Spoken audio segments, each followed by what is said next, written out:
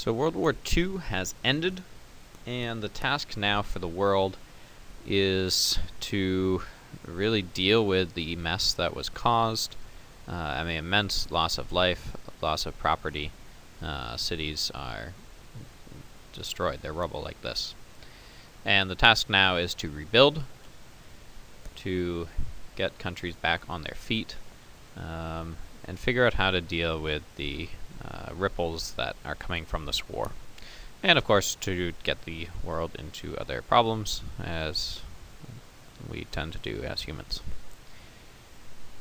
One of the first issues that needs to be dealt with after World War II is the leaders of really the Axis powers, and put them on trial. Put them on trial as war criminals. So first of these trials, they're called the Nuremberg trials. And with the Nuremberg trials, senior Nazi leaders are put on trial, presented with information and evidence that proves their involvement, especially when it comes to the concentration camps as well as just war crimes in general. And there was 19 main German leaders that were found guilty, and a number of them were sentenced to death. But the Nuremberg trials, while they are looking at the Nazi leaders, they're also looking at leaders of Japan. This is Hideki Tojo, and the Tokyo War crimes trials also were held in Japan for the leaders of Japan. Hideki Tojo is the general, and similarly, these leaders, all the way from senior leaders like this to people that were in charge of camps of POWs and concentration camps. These leaders are all put on trial as well. And the punishments range from hangings, so death, to imprisonment.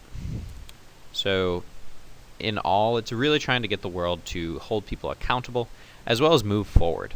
It's hard to continue as a country if there's this really darkness looming above you. So it's an attempt for the countries to move forward. And as an attempt for countries to, especially for the United States perspective, stay free from communism, a couple of doctrines and plans are put into place. The first one's called the Truman Doctrine, and signed by President Harry Truman. And it's a promise that the United States is going to provide political, military, and economic assistance to all democratic nations, especially democratic nations that are under threat from forces mostly with communist leanings. And it's the first peacetime agreement that really the United States is having for militarily in the history, that the U.S. says we are going to promise a great deal of aid. And most of this is in response to Greece. The United States is seeing that the Soviets are trying to get involved in Greece, so Truman requests $400 million worth of aid for Greece as well as Turkey. And also that American military troops are sent to these countries.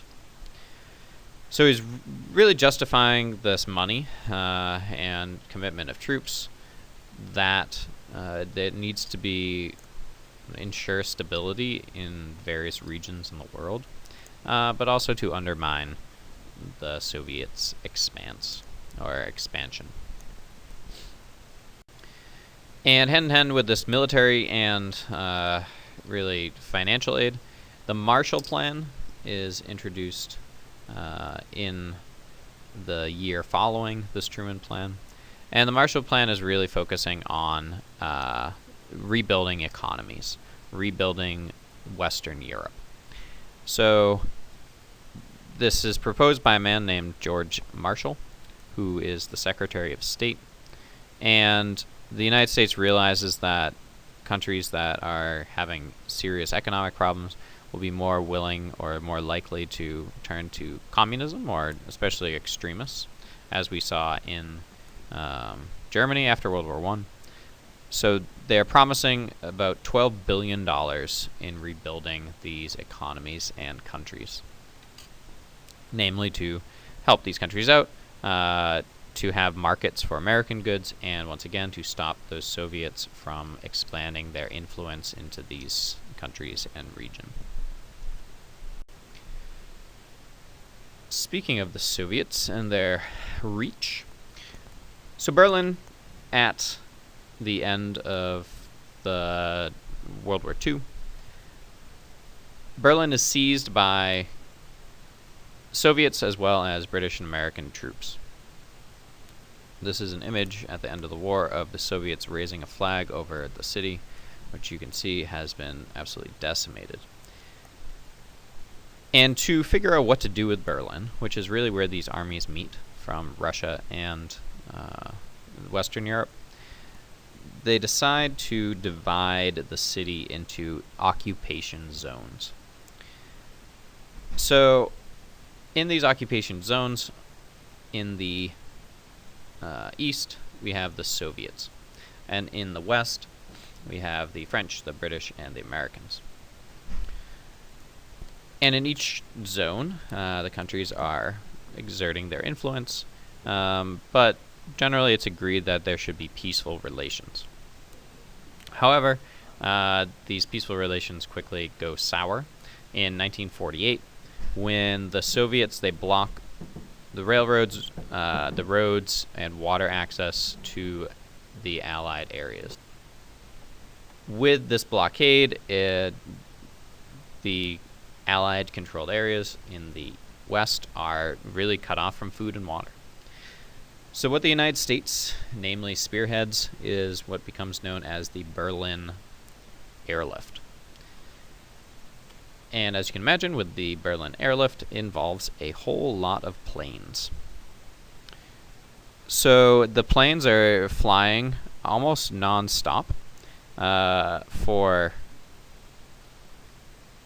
and at one point a plane landed every 45 seconds in the airport in the west of Berlin, really allowing 300,000 Western Berliners to, that's actually not even a big number, allowing Western Berliners to survive without threat. And these planes are welcomed by these Western Berliners, and eventually Moscow and the Soviets, they lift the blockade. But it really starts to show there's this tension that's going to have a fight. And it's a fight for freedom, as the Americans see it, and the Soviets see it as a fight to keep spreading their ideas as well. Also going on, we have the creation of Israel, 1948. The world has been shocked by learning what has happened in the Holocaust. So after the war, there's conferences that are discussing what could be done to help the Jewish people. And namely, it's to establish a Jewish nation in Palestine. And Palestine had been a British colony, so the Allies decide to create this new nation where Jewish people can live, of course without particularly contacting the Palestinians. But in 1948, the United Nations creates this new country of Israel. Of course, people in the region are not particularly happy with this Jewish state, and quickly results in the Arab-Israeli War of 1948. So, a few short months after the country is created, the Arab-Israeli War breaks out. United Nations gets involved, the United States gets involved, but eventually the countries are able to be pushed back, and these borders are established. Of course, this conflict continues to this day, so there has still been no solution to what is now, in reality, a more than 60-year-old conflict.